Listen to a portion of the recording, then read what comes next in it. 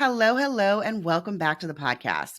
This morning is a real treat. I am interviewing my podcast manager, Haylee Gaffin. Good morning, Haylee. How are you?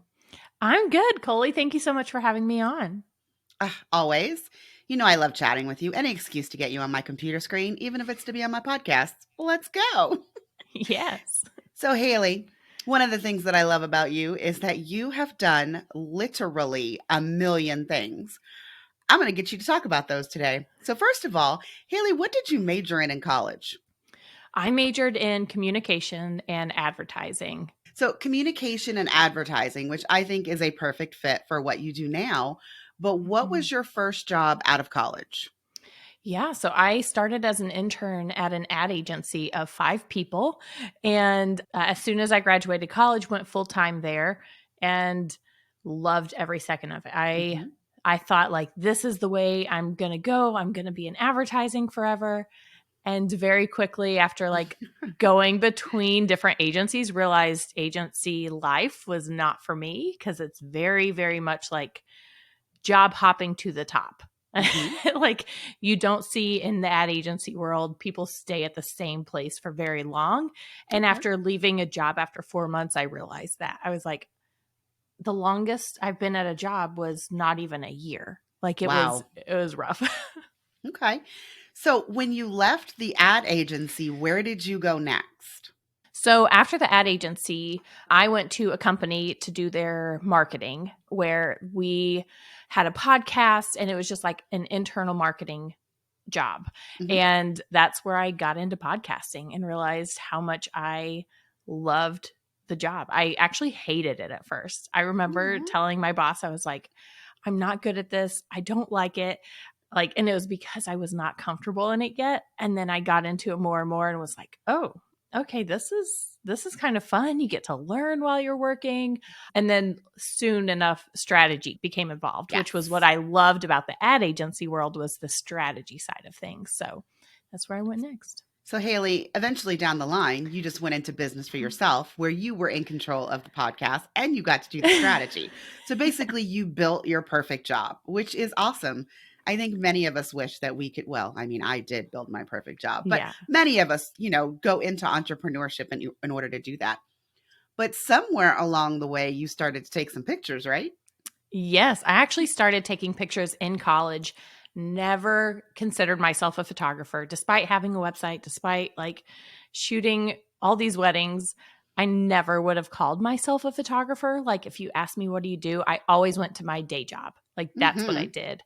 And I remember about a year before I went full time, I actually went back to my school and I spoke to them about careers and they were asking me about freelance work. And I was like, don't do it. It's so inconsistent. It's so unstable. And, a year later, there I was doing it. Hmm. But I took pictures I still take pictures, but about 10 years, I took pictures. And before I started doing the podcast stuff, and I never like saw it as full time. I never saw myself like, I'm going to be a photographer full time. It was always marketing, advertising, whatever. And then Hmm. podcasting came to be. And now I've just kind of merged the two and built a business under it. And you always, I'm a podcast manager. Like you say that with confidence, Haylee. So Yeah. I think you have found your calling. I will say, I don't know if it's just photography, but I also did not really claim being a full time photographer for quite some time. Now, granted, I don't know if you know that part of my story, but for a very long time, I did it part time on purpose because Chloe was home with me and then I sent her to preschool, but she was still only going like 3 days a week. And so I think part of my hesitation was I really wasn't doing photography full time. But also, it felt really weird to tell people, oh, I'm a full time photographer. I make money just taking photos. I mean, for 4 years, if someone asked me what I did, I told them I was a photographer, but I always followed it up with, but my education is in mathematics and statistics. Like it took me Yeah. a really long time to stop saying that. And when I Yeah. stopped saying that, I was like, okay, no, I really am a photographer now. Okay, let's go. Yeah. Yeah, no, I feel the exact same way. As a podcast manager, podcast producer, I was hesitant to tell anyone that I was full-time in my business until I started growing a team. And because I felt, and this is so dumb, I wish I could go back to 2 years ago and tell Haylee, what are you thinking? This is what you do for a living. You Own built it. this. You make good money doing something you love every day. But I never felt like I could until I could say, like, yeah, I have a team of people working for me, but that's not what makes a business. A business is you serve a client for a purpose and you do a good job doing it and they pay you. Like, that is a business, you know? It is, Haylee. And so I feel like you've seen my questions that I'm going to ask you because that's a great lead in into the next question. I know you know because you listen to all of my episodes. I always ask the business owners that are on my podcast about their outsourcing. Not because I think outsourcing makes you have a legitimate business, but I do think that we don't talk about as like solopreneurs how we build our teams, even if those team members are not like a part of our company. Because like I consider you part of my team, but you're technically Yeah. not part of my company. I mean, I hire your company to edit and produce my podcast. But so, Haylee, what do you outsource in your business and what does that look like? Yeah. So I outsource a couple of things. The first is my accounting. I do not do taxes. I do taxes. I don't do my own taxes. She's like, wait, in case the IRS is listening, let me clarify. I do my taxes, Yeah. y'all. I pay someone to do my taxes. And I think in the next few quarters, I still do my own bookkeeping. I also outsource my blog writing. I very few of my blogs do I actually write. And it's the ones I do are like, I'm motivated in a moment and I jot everything down and usually I send it to her to finish. Okay. So blog writing. And then some of my clients, depending on the topic, like if I'm not as comfortable or familiar with the topic, she also does their show notes because I want my clients to get the best show notes they can. And if it's like a topic I'm just not familiar with, I'm going to send it to the person who knows how to write in any voice and Okay. any topic. And then I also outsource my own podcast editing. I have a team member who does that. And I have a team member who does all of my graphics and marketing and stuff. So I don't touch those anymore because they're not the thing that builds my own business. They are things that someone else can do just as well as I can. I mean, I love to hear that because I outsourced my podcast to you. And then you outsource a bunch of stuff to other people. It's also really fascinating, Haylee, that you don't edit your own podcast. Is that because you don't like to listen to the sound of your voice over and over again? Because I'm with you on that. Yes and no. So I don't love to hear the sound of my own voice. I am not looking forward to editing this particular episode because of that. But what I found is I don't do the best quality of work on my podcast myself because when I am planning out my outline and then I turn around and I plan to record and then I have to go in and edit that and then I have to go and actually make the show notes. That process is like a 4-hour process that I don't need to be spending my time on. And by the time like I will record, I actually batch a lot and I'll record all of my stuff. But by the time I'm done recording, my immediate reaction is I need to go edit this. And if I don't go edit it, then I am the person waiting until the night before it goes live to edit it. So to avoid that, it makes so much more sense for me to outsource that when it's something that holds me up in my process and it's exactly what my clients end up coming to me for. It's the exact same situation. Well, I mean, you know how much I love my solo episodes, said with Yeah. all the sarcasm in the world. But one of the things when I was editing myself before I hired you was when I would listen to it, I'd be like, oh, I really should have said this. Oh, I mean, I didn't say, I meant to mention this. So it was not, very useful for me to listen to my own podcast episodes. Now, I just want to say, guys, I only re-recorded, I think, one time. But there were a lot of times when I was like, I'm really tempted to just go re-record that whole thing and start from scratch. And no, that is definitely not an efficient use of my time. Yes, I am. I can't tell you how many times when I was editing my podcast that I would be like, oh, I could say this better by changing this one word. Yeah. That one word does not matter. But I would go in and I would record over it and fix it. And it's not efficient. No, that was 6 months ago. How many people are actually like saying, oh, she could have said that better? None of them are. Only you. Only you. Only me. Well, I I know that there must be some people in my listening audience who have been thinking about launching a podcast and just haven't done it. So, like, Haylee, as the person behind many podcasts, what do you think is the hardest part or the hardest decision that people make when they're launching their podcast? Ooh, that's a good question. I think there's a couple of things I think make deciding on launching a podcast hard. One of them is the tech behind it and if they want to spend the time learning it. So that is why most people reach out to me, is because they don't have the time to look into it. But then when they do have the time, there are so many options out there that they want to know which is the best. And I have my preferences. Does not mean they're the best. It may not be the best for you, but I think that might be the hardest, is just people trying to understand everything that goes into podcasting, because it is essentially launching a whole new business because you have to learn a ton of stuff. You definitely do. And just, I mean, because I feel the need to like mention my tech stack now, because anytime I mention that. Yeah. So, Haylee and I are currently recording this podcast in Riverside. I love Riverside because it takes the video and the audio both, it saves them separately, which, you know, if you guys are looking at any of my social media posts, that they are created using the videos that are made in Riverside. And then I have Descript, which is where Haylee actually edits the video podcast, you know, takes out some of the bad words, I'm sure, some of the ums, the silence, all of that good stuff. And then you have to have a podcast host. So I am using Buzzsprout. That is not what Haylee uses. I mean, there are many, many hosts, but guys, that's 3 different pieces of software that I pay for every single month to produce this podcast, in addition to paying Haylee to like put it all together and make the podcast episodes live. So lots of tech, guys. Yeah. And even those 3 that you mentioned, like Descript was not my first choice. I have tried every editing software that's out there. I guarantee you, if it's been there, I've tried it. I even tried Descript before you became a client of mine. I tried it 2 years ago and hated it. But when you came along, you were like, okay, but I do video. And I was like, okay, we'll test this. We'll see how it goes. I logged into Descript and everything had changed. They had Totally improved different. so much stuff. And I was like, I've been sitting here telling people not to use Descript because it sucks. It sucked when I started in it. It does not suck now.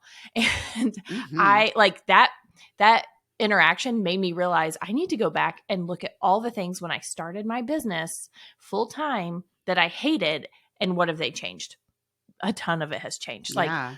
Buzzsprout has changed a lot since I started. Libsyn has a whole new interface since I originally started in podcasting, and it doesn't look like it's from the 90s anymore. So yeah, if you're listening and you're like telling people that there are tools out there they should not be using, I just want to encourage you to go back and look at why you're saying that and how long ago was it that you were saying that. I mean, I feel like now's a good opportunity to tell everyone that I hired Haylee despite the fact that she's a HoneyBook user. You guys all know how I feel about being a HoneyBook user as the client. Like, it's very weird to me. But I will say, like you said, Haylee, like HoneyBook just came out with scheduling to your proposal, to your contract, to your invoice, which is something that Dubsado still does not do. So guys, this is brand new this week. Like, you can now do that on HoneyBook. Yes. So do I recommend HoneyBook? I mean, I haven't been telling people to switch from HoneyBook for quite some time, but that definitely does make it easier. And being someone who sets up other people's tech, I do 100% recommend not only that you check out the tech that you weren't a fan of to begin with, but make sure that you are actually like researching what your current tech stack offers that is in the realm of new features. Because it could be that your tech is doing new things that you didn't pay attention to. Because really, guys, who reads all those emails from your tech people that are like, hey, check this out? You're like, I'm good. Yes. But, you know, every few months, make sure that you're checking it out to see what kind of new features you are already paying for. Yes. When you and I started working together, I don't believe Smart Files was out with HoneyBook yet. Nope. Well, it was, but not for everyone. Yeah, I didn't have it yet. And after we talked, because you were like, you're a HoneyBook user. And then Smart Files came out and I was listening to your podcast and you talked about it with someone. And I was like, okay, I need to go in and look at Smart Files and see what this is, because I'm the person that's like, when something works for me, I leave it. I don't it's working. So I went back, I corrected it, I fixed it, and now have like what is a seamless workflow. Like an Yes. inquiry can come in, and I don't have mine set up to like automatically send out, because if it's a certain type where they're like, oh, I already have a podcast, or I have this done, or I like to customize it a little bit, but it is as easy as someone comes in, I click 3 buttons and it's out. Like Yes. I don't even have to customize anything if I don't want to. Without 3 different emails. That's what I want to Yes. say for the listening audience, guys. That was my complaint about HoneyBook forever, is that when you sent out the brochure, it didn't automatically become a proposal. The person who sent it had to approve the proposal, which was booking friction, which could cause someone to walk away and not come back and pay you money. You guys know I talk about this all the time. But Smart Files and HoneyBook saved that. And so now, I mean, you really can go from inquiry to getting paid in less than 5 minutes, which you guys all know is my catchphrase. Yes, I love that. So let's talk about having a podcast, because I could talk about why I started the podcast and what I love about it. But in general, like, what are the benefits of actually having and producing a podcast on your business? Yeah, I think every business is a little different. And even if you're not like wanting to use a podcast for your business in particular, you can still have like a passion project, but have a goal with it. So, as far as business goes, a podcast allows you to kind of be the voice behind what you're an expert in your industry. So, it gives you that platform to share your knowledge and build trust with people you want to work with. Because I know for me, like if someone comes to me and they say that they listen to my podcast, I know they know what I know because they're actively listening to my podcast. They are almost set up to be a client of mine. If someone comes to me and they're like, oh yeah, I've never listened to your podcast, but so-and-so recommended you to me, I know I have a little bit more training with them for what I do, because I'm not a podcaster who believes you have to record in a closet. I'm not a podcaster that tells you to buy a Blue Yeti microphone. It's just, that's not who I am. There's nothing wrong with those things. It's just, I do things different than some other podcasters who, because I know tricks on the back end to fix things. I know tricks to say like, oh, we can do this. Anyway, benefits, back to benefits. There's also a marketing strategy. You can use your podcast to grow your business in different ways. You can grow your email list with your podcast. You can sell your products with your podcast, but you can also use it to grow your speaking career. I think that's a huge thing, especially because Colie and I just came back from the Creative Educator Conference.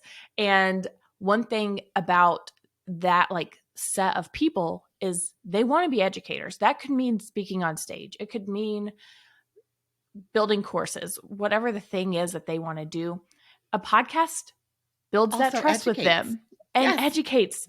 It tells them that you know what you're talking about and you can sell. Like in my own podcast in 2023, I completely changed my strategy because in the past I was trying to grow an email list, and I'm still trying. Obviously, there's still things I'll put on the podcast that will grow my email list, but that does not mean it's the only thing. So now Mic Check Society is a huge part of my business that I want to grow. That is my goal with my podcast. So every single episode has an ad. Kind of sounds like an ad, but not really, because there's no music behind it. And I basically tell you, this episode is brought to you by Mic Check Society and blah, blah, blah. And I'm telling so that people know Mic Check Society exists, because I'm not huge on Instagram marketing. It's just not my strategy right now. And if I'm not talking about it there, at least the people who are showing up every single week to listen to me talk about free education in the podcasting industry know that this other thing also exists that can get them a deeper dive into it. And you can do that exact same thing with your business. I'm going to do better in 2023, Haylee. I swear. I promise. It's on my list. I was amazed at how many people at the conference already had a podcast. Me too. And I actually realized at some point in 2022, I don't know when, but I realized that when I was introduced to someone new, the first thing I started to do was I went to Apple Podcasts to see if they had a podcast. Oh. Like if I was introduced to you through someone's email or on Instagram, like I really wasn't going to your website. I mean, I was going to your website, guys. Everybody needs a website. Let's just keep that there. But I was also going to Apple Podcasts to see if you had a podcast so that I could listen to what you had to say. I feel like along the way, somehow a podcast has is where I am pre-qualifying people. Now, does that mean that I won't hire you if you don't have a podcast? Absolutely not. But I do feel like the podcast has enabled me to get a sense of your knowledge, get a sense of how you educate, and then just increase that know, like, trust factor a lot, because I started listening to the Get Paid podcast with Claire Pelletreau, and I had Mhm. no intention of joining her mastermind, like none. And then when she was doing that, I was like, oh, okay, here, just take my money. So, I mean, I am someone who believes in the power of a podcast 100%. Yes, I think too, something I want to say, because I had shared that I'm not big on Instagram marketing right now. One thing you have to do with a podcast that you don't have to do with social media as much is market that post. So like imagine an Instagram post versus a podcast episode. Your podcast episode, just because you post it, is not going to grow. You have to actually tell people that you posted it, Mm-hmm. unless you did the hard work up front to get people to subscribe when you launched. Because that's like one thing I've noticed is, as I have gone through phases of telling my email list, my social media, that a new episode's live, because not everyone who listens subscribes. Like, Mm-hmm. that's just the reality of it. There are tricks to figure out how many people are subscribed, or like if you go into the back end of Apple, you can see it. But that does not mean that they're going to listen to every single episode, or that the Mm-hmm. people who actually love your podcast are going to listen. So you have to still do a little bit of marketing. I prefer email marketing just because people are not leaving Instagram to go listen to a podcast. They are seeing it, realizing, oh, there is a new episode out on the podcast, but then they're going to go listen when they actually go into their I'll listen player. to it when I get in the car. That's my Yeah. thing. Yeah. Yeah, exactly. So the thing about podcasting, though, I feel like podcasting is way closer to email marketing than it is to social media marketing, because you do own that channel. So unless you like stop posting, because everyone, I mean, Haylee can correct me if I'm wrong, but if you go a certain amount of time without publishing a new episode, Apple will stop making those episodes automatically downloaded for the people who have subscribed. So I just want to put that out there. Yeah, Apple does do that. But it's other than 14 that, days. 14 days. But 14. other than that, like if someone has subscribed to your podcast, they will automatically get the downloads directly into their podcast app. And Apple and Spotify and all of those, they are not guarding that. So it's not like the algorithm in social media where Instagram is basically deciding who sees your posts. That doesn't happen with a podcast, just like it doesn't happen with your email marketing. Like you own your list, you email people out, and granted, you could always end up in spam. But if you're not Yeah. ending up in spam, you are ending up inside of that subscriber's email inbox. So that is one of the things that I love about podcasting, is that it is more of a direct connection to your listeners. And as Haylee said, like, if you're just publishing the episodes, the people who have subscribed will get the episodes, but like you still have to announce that you've put out a podcast episode so that other people see it. I email my list every single week with like a summarized version of the show notes, links to the YouTube video. If you're not watching the YouTube videos, you're missing out. And then links to like listen on Apple or Spotify. So I am doing that. I feel like I don't get that many clicks, but I still get people in my DMs that are telling me, oh my God, that episode was so good. So I do know Yeah. people are listening, Yes. even So if it's not translated into my clicks. yeah, I want to add to that, because I think too, with especially the podcasters I work with. So you are a business first creatives podcast. It's a business podcast. People who are checking their email as business owners are checking their email on their computer, not on their phones. True. So they're not going to click over. So do not let the like lack of clicks change your mind on if it's working, because they just need that reminder. Like I'll share my podcast episodes to my Instagram stories almost weekly.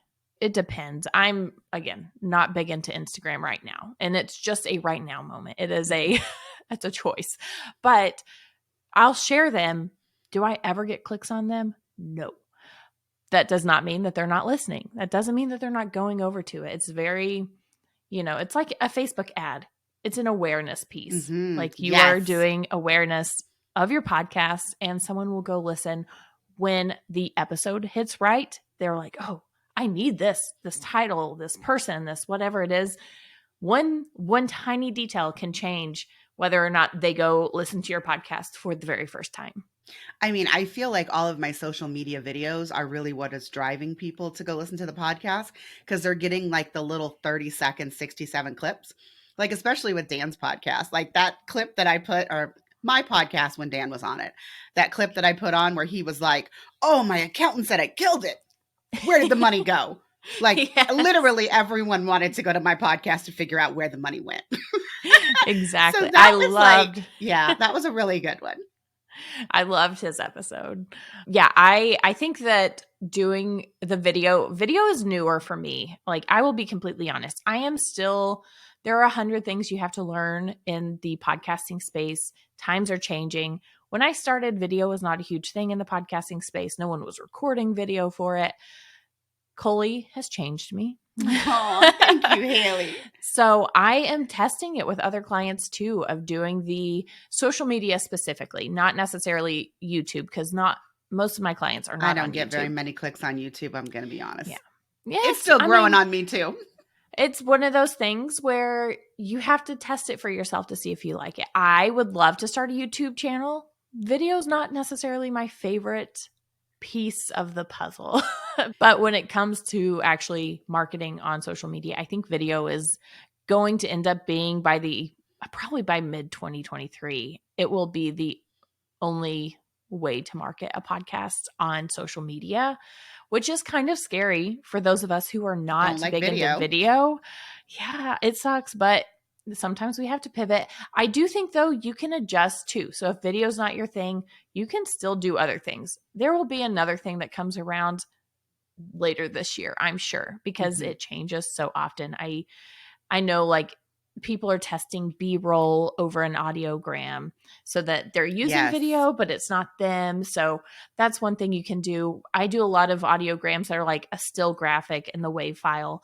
And my clients are now uploading those as reels instead of a static carousel post. So there are a lot of things you can do if video is not your thing. But I do think that video is going to be the thing we have to kind of pivot into as podcasters. Yeah.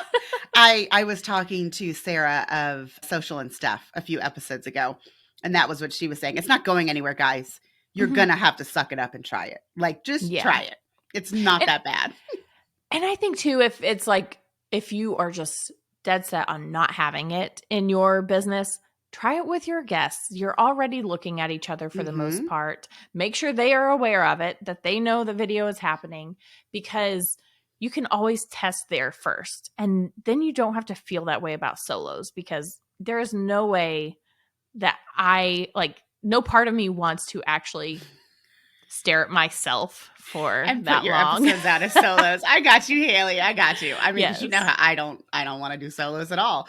But yeah, I mean, I don't mind being on video. That's actually not why I don't. That's not why I hate my solo episodes. But I don't mind being on video. If it was just me, I'd probably keep it, shorter. But it is funny what you said, guys. You do have to prepare your guests to know that they will be on video. I've had 2 people show up. Oh my gosh, you're gonna use the video? Yes, it was in both prep emails that you got. So if you need to fix your background, do it now. Yes. That's what I had to tell 2 people. If you want to fix your background, do it now, because I'm going to use these on Instagram. But Haylee, we are going to slightly pivot away from talking about podcasts into talking about what your business has allowed you to do. So you know that I'm all about business first creatives. However, I strongly believe that everyone should build their business around making sure that they are still enjoying their life. So how has your business, like what you currently do, enabled you to do stuff like traveling? Yeah. So traveling has always been a priority for me, almost as much as for a long time. My husband and I are very money conscious. And when we were paying off debt, we were so money conscious that we would go out to dinner and split a meal. It sounds silly now, but go to a Mexican restaurant, fill up on chips and salsa. And thankfully we don't do that anymore, just because we hit our goals. But with that in mind, we wanted to put all of our fun money into traveling. And so that has been a huge piece, except for the fact that you have to take off work. You have to prepare your business. And I don't think that as a business owner, I realized how hard that would be until I was getting on these vacations and realizing, oh, I have this, this, this, and this to do. Mm-hmm. And so I did have to pivot. I had to change things because I could not, like, the reality of it is we're taking a trip every 2 months, pretty much. Yes. And love it. It is wonderful. They're not always long trips. And the way my husband's schedule is at work, they're usually week trips, like Monday to Thursday. So they're during my work week. Mm-hmm. And what I had to do was, one, grow a team. I had to scale to where I brought in an editor who I love. She makes my life so much easier. She is more knowledgeable in editing. She was an audio engineer. That's literally what she majored in college. Mm-hmm. And finding a team member that you can trust and say, okay, I'm going out of office these days and I want to hand you over these podcast episodes because I don't have them from the client. The client's deadline isn't here yet, but it will be while I'm gone if you'll work on them then. And when I get back, I'll fix it. So one of the biggest workflows was hiring a team that I could actually, and I don't even know if that would be considered more of a system, Mm-hmm. is hiring a team that could be there to help me when I need them. Not only that, but the other is setting up better systems and workflows for my clients. Mm-hmm. So one thing that I did in 2023 that we're still working on, because I want to give my clients the flexibility of like, okay, you didn't give me enough notice. I've got to work to this, but I used to require just 1 week before your episode went live to get it to me. That doesn't work when you're sick. It doesn't work when you want to travel. It doesn't work when your client is sick, because 1 week does not give you enough time to get anything done ahead. Mm-hmm. So now we've moved to 2 weeks ahead. So okay, if I didn't even notice because you are so far ahead from me. So yeah, I only told the clients that are so used to working 1 week ahead. But that's one thing that I've moved to, is like getting 2 weeks ahead, so that if I want to go on vacation, I don't have to tell my clients. I will tell them if I don't want to be checking emails. That's a big boundary I've learned to set, is if I want to go on vacation and I don't want to be in my inbox the whole time, I can tell my clients I'm going out of town these dates. Don't worry, your stuff is still, as long as you stick to your schedule, everything will be done. Because now I have 2 weeks ahead. I don't have to over prep. I don't have to do 2 weeks of work before I go out of town. But I can tell my audio engineer, hey, can you do this? And when you're done with this particular episode, can you send it to our copywriter who can handle the copy?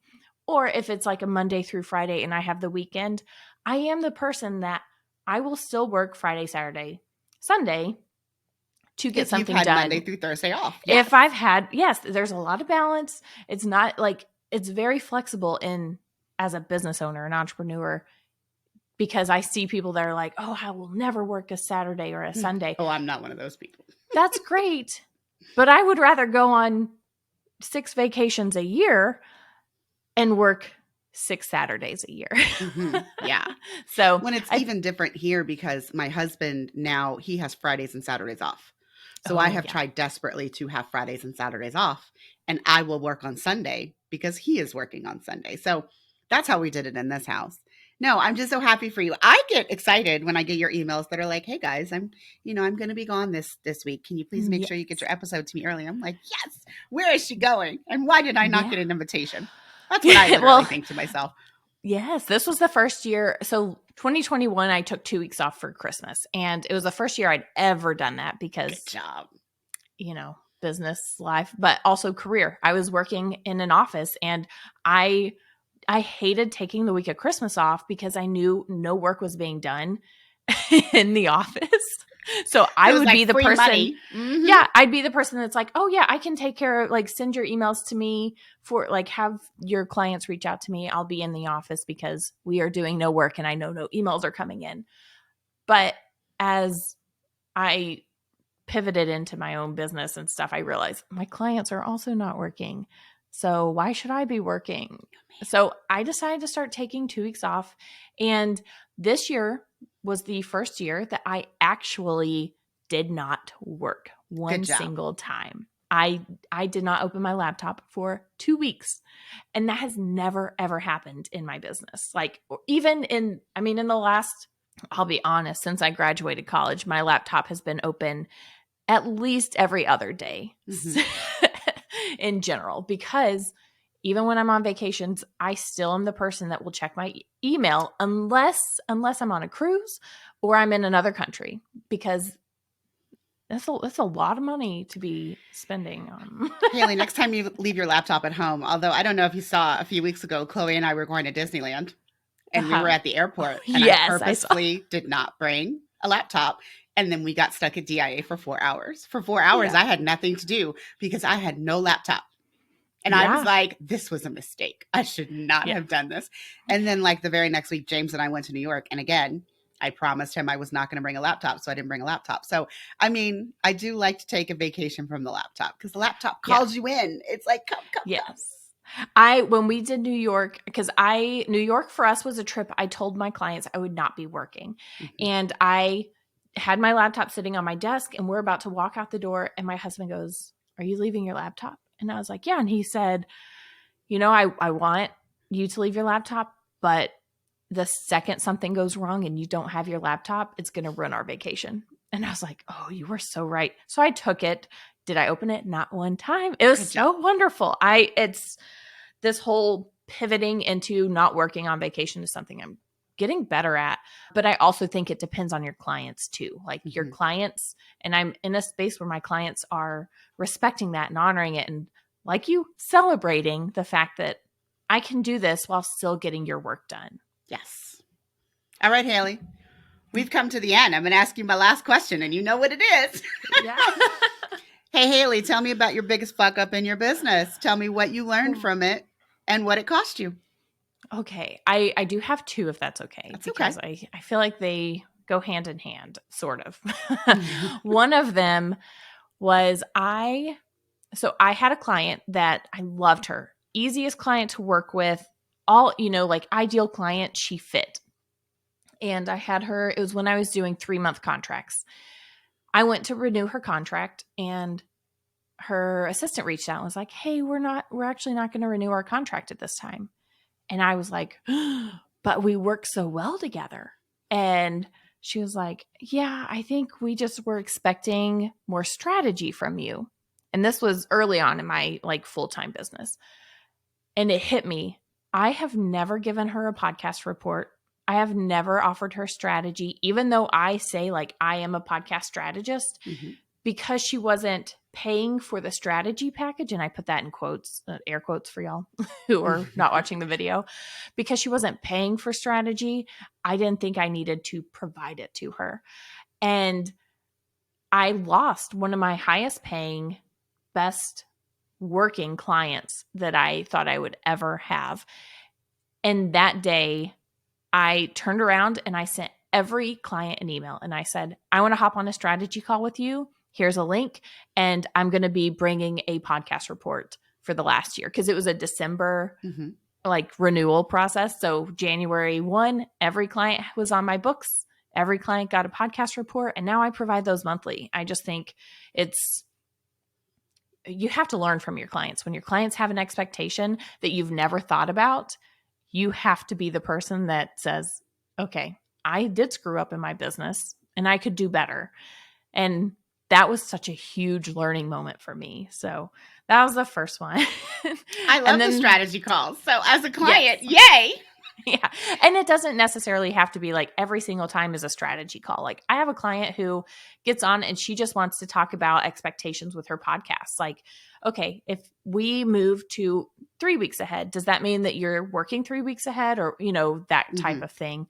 And even it could be redoing your intro and outro during that call, I having need to me do that. or having me audit your podcast and what we're currently doing. Whatever you want to bring to that call is on the table. You can bring anything to it. So the other one was working with clients that disrespected me for too long. And it was the end of 2021 that I realized I was doing it. I was letting clients walk all over me, and I forgot that I have the capabilities and the right to fire a client and to say, No. no, I'm not going to be treated that way. And none of my clients these days do that. I love every client I work with. And I think that's part of learning to be a business first creative. I Yeah. don't have to make everyone happy. I have to make the clients that respect me happy. But for people who don't, and people that just kind of see you as someone to get the crap done they don't want to do, and only that, not as a person, you don't have to work with them. You can say, my dignity and my respect and my time and how I'm treated is worth far more than your money. Yes.